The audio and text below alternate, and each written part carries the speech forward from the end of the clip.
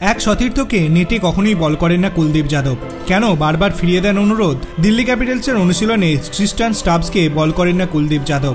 সতীর্থকে নেটে বল করতে কিছুতেই রাজি হন না বাঁহাতি স্পিনার। একাধিকবার অনুরোধ প্রত্যাখ্যান করেছেন। দক্ষিণ আফ্রিকার ক্রিকেটারকে কুলদীপের বল না করার কারণও জানেন না দিল্লি ক্যাপিটালসের কর্তৃপক্ষ। কিছুদিন আগে স্টাবসও জানিয়েছিলেন নেটে কুলদীপ কখনো তাকে বল করতে চান না। আইপিএল খেলতে এসে প্রস্তুতি নিয়ে তাই আক্ষেপ রয়েছে স্টাবসের। একাধিকবার অনুরোধ করলেও তাকে বল করতে রাজি হননি কুলদীপ। তিনি বলেছিলেন, কুলদীপ আমাকে বল করতেই চায় না। বেশ কয়েকবার নেটে ওর বল খেলার চেষ্টা করেছে, কিন্তু আমি ব্যাট করলে ও আর বল করে না। মনে হয় কোনো রহস্য লুকিয়ে রাখতে চায়।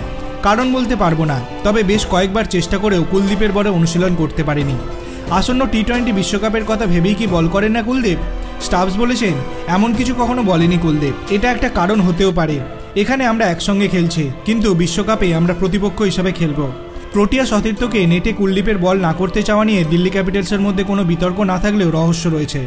দিল্লির কোচ রিকি পন্টিং মনে করেন, কুলদীপ এখন বিশ্বের অন্যতম সেরা বাঁহাতি স্পিনার।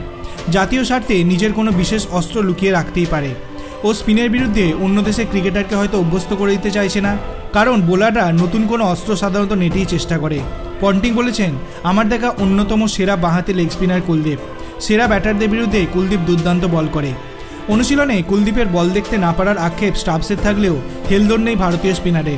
আইপিএলে দিল্লির হয়ে নিজের সেরাটা দেওয়ার ফাঁকে টি-20 বিশ্বকাপের জন্য নতুন অস্ত্রে শান দিচ্ছেন কুলদীপ।